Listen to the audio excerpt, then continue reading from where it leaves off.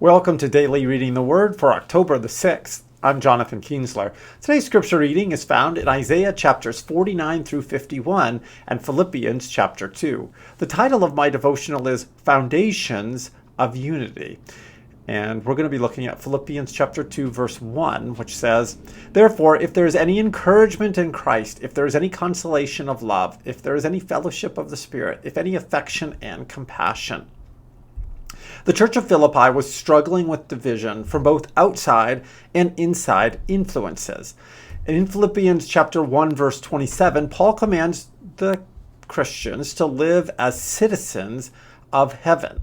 And there you might wonder, where do I get that from? It says, only conduct yourselves in a manner worthy of the gospel of Christ. And only the conduct yourselves is not the normal way to describe behavior, but rather a behavior expected of a citizen. And then in Philippians chapter 3, verse 20, it says, for our citizenship, using a very similar word there, our citizenship is in heaven. And so as citizens of heaven, Paul first deals with church unity in the face of strong opposition and suffering, and he details that in verses 28 to 30 of chapter 1. And then in chapter 2 here, he begins to deal with beliefs, common beliefs. And so both common belief and suffering for the gospel powerfully unite God's people in Christ. They come together if you're willing to lay your life down, but also for the right reasons and because of the love of Christ and the power of the Holy Spirit that's at work in us. That's what enables us to lay our lives down for the right reasons, but also be in unity with other believers. Besides being able to stand up against those who oppose them from outside, being one in Christ will also bring healing to the divisions within the church. It's not enough just to have a common cause. There also needs to be the work of Christ in our lives. So like Romans 5:5 talks about that God has poured his love into our hearts through the Holy Spirit. That's where we get the power to live for Christ in the way that he wants us to, both in terms of in suffering, laying our lives down, but also in unity with other believers.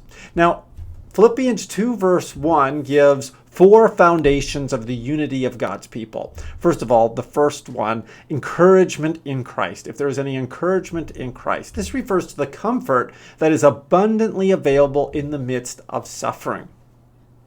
For example, 2 Corinthians 1 verse 3 to 7 is a great place to go to, where Paul expresses that he is able to comfort them with the comfort that he himself has received from God in his suffering.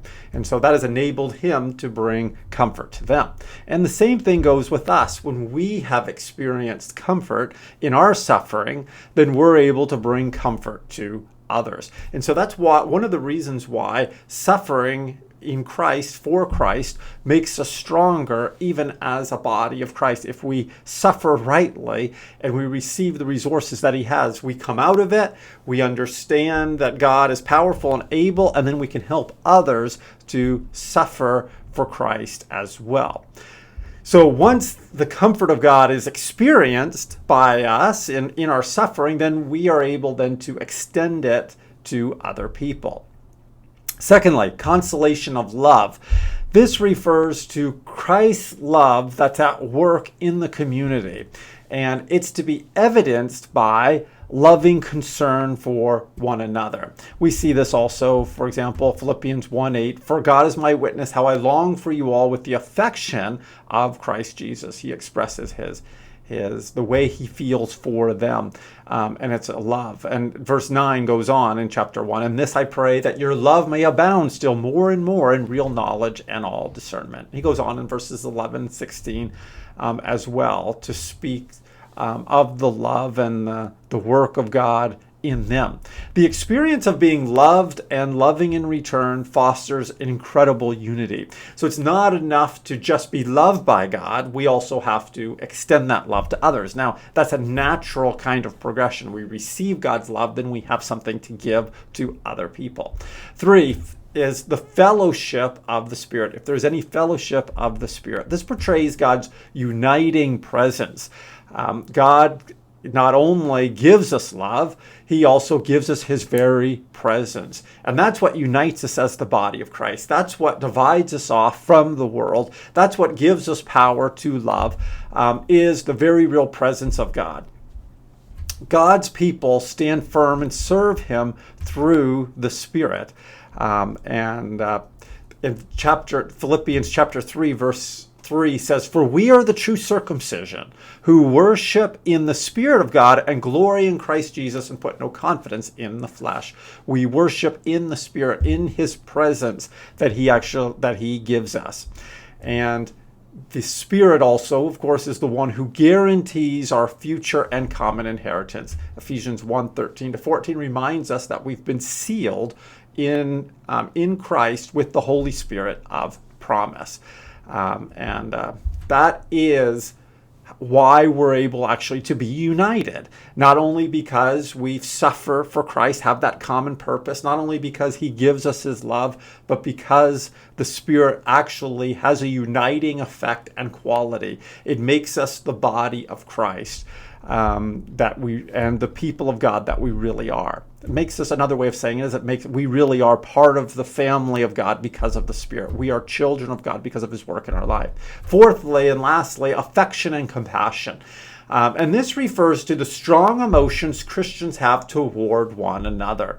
Philippians 1 verse 7 says, "For it is only right for me to feel this way about you all, because I have you in my heart."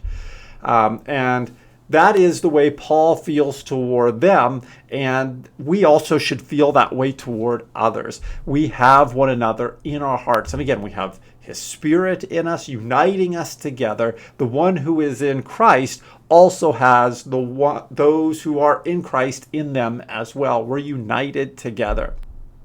And it's based in Christ's own love for us. And that goes on to be detailed in verses 4-12. These emotions of affection and compassion move us to actions of reconciliation and service. We have love, affection. We can't stop thinking about them. We have mercy and grace toward other people, even as God has shown us mercy. So these four realities are intended to reassure believers that God is binding them together with cords of love. We can only be united with others because of Christ's incredible love shown toward us and working in us. So do you realize that God has given us the resources to be in unity with other believers? Are you working towards being united with other Christians, even those with whom you have conflict? Let's pray. Heavenly Father, we thank you for giving us all the resources we need in Christ. And whether we suffer for Christ and we're also in the body of Christ together, you give us what we need to live for you. So Lord, help us to love you and help us to extend the love you pour into our hearts to others. In your name we pray. Amen.